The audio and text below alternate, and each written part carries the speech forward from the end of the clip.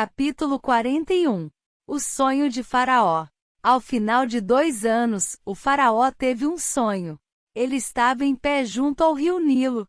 Quando saíram do rio 7 vacas belas e gordas, que começaram a pastar entre os juncos. Depois saíram do rio mais 7 vacas feias e magras, que foram para junto das outras à beira do Nilo. Então as vacas feias e magras comeram as 7 vacas belas e gordas. Nisso o faraó acordou. Tornou a adormecer e teve outro sonho.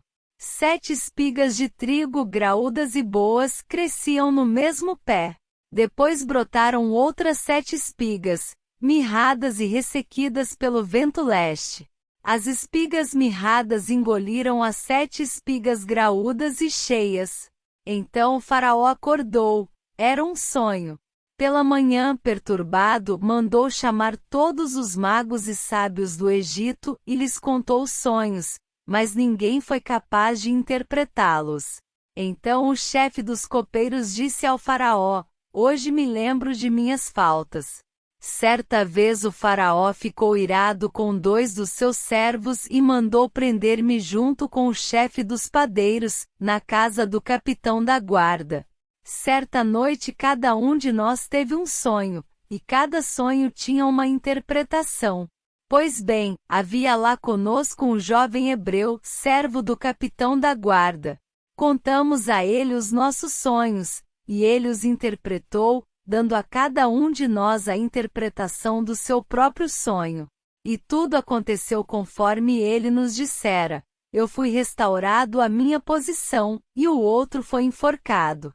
O faraó mandou chamar José, que foi trazido depressa do calabouço. Depois de se barbear e trocar de roupa, apresentou-se ao faraó. O faraó disse a José: "Tive um sonho que ninguém consegue interpretar.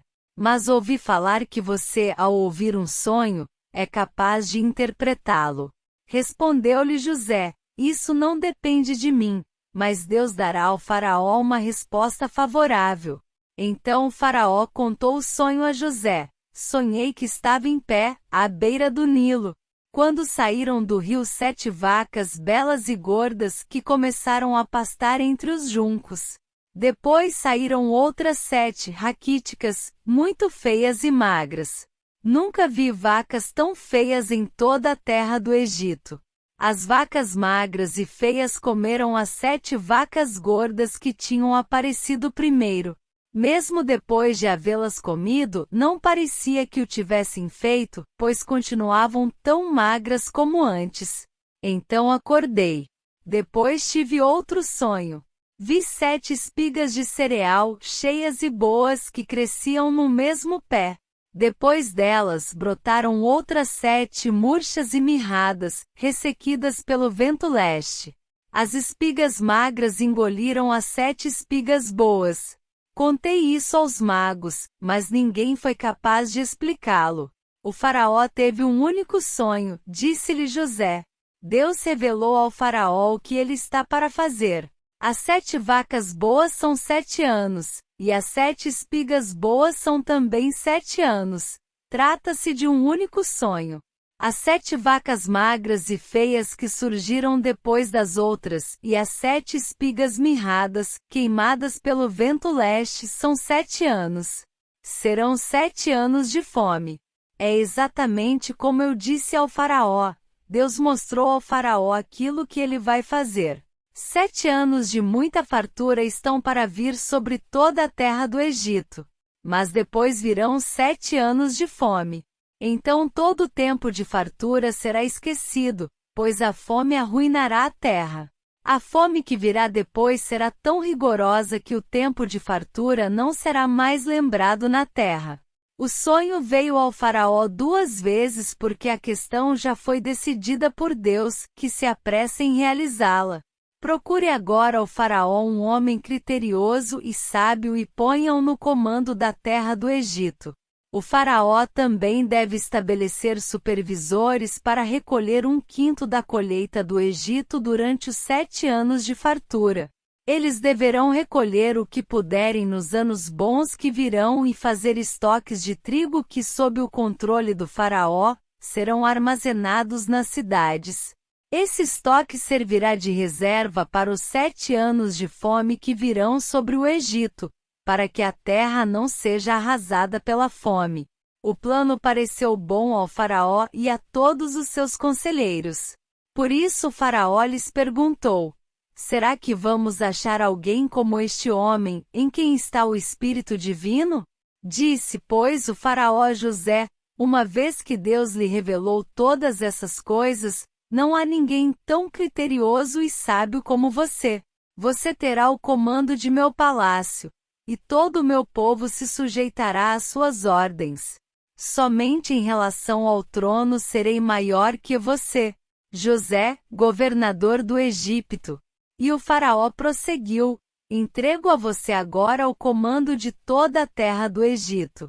Em seguida, o faraó tirou do dedo seu anel selo e o colocou no dedo de José. Mandou-o vestir linho fino e colocou uma corrente de ouro em seu pescoço. Também o fez subir em sua segunda carruagem real, e à frente os arautos iam gritando: abram caminho. Assim José foi posto no comando de toda a terra do Egito. Disse ainda o faraó a José: eu sou o faraó, mas sem a sua palavra ninguém poderá levantar a mão nem o pé em todo o Egito. O faraó deu a José o nome de Zafenate-Paneia e lhe deu por mulher Asenate, filha de Potífera, sacerdote de On. Depois José foi inspecionar toda a terra do Egito. José tinha 30 anos de idade quando começou a servir ao faraó, rei do Egito. Ele se ausentou da presença do faraó e foi percorrer todo o Egito. Durante os 7 anos de fartura a terra teve grande produção. José recolheu todo o excedente dos 7 anos de fartura no Egito e o armazenou nas cidades. Em cada cidade ele armazenava o trigo colhido nas lavouras das redondezas. Assim José estocou muito trigo, como a areia do mar. Tal era a quantidade que ele parou de anotar, porque ia além de toda medida. Antes dos anos de fome, Asenate, filha de Potífera, sacerdote de On, deu a José 2 filhos.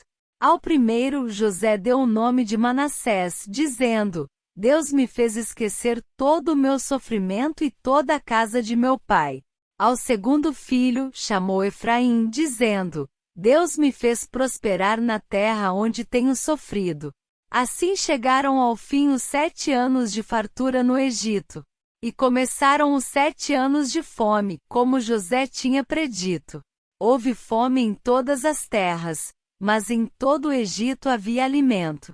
Quando todo o Egito começou a sofrer com a fome, o povo clamou ao faraó por comida, e este respondeu a todos os egípcios: dirijam-se a José e façam o que ele disser. Quando a fome já se havia espalhado por toda a terra, José mandou abrir os locais de armazenamento e começou a vender trigo aos egípcios, pois a fome se agravava em todo o Egito. E de toda a terra vinha gente ao Egito para comprar trigo de José, porquanto a fome se agravava em toda parte.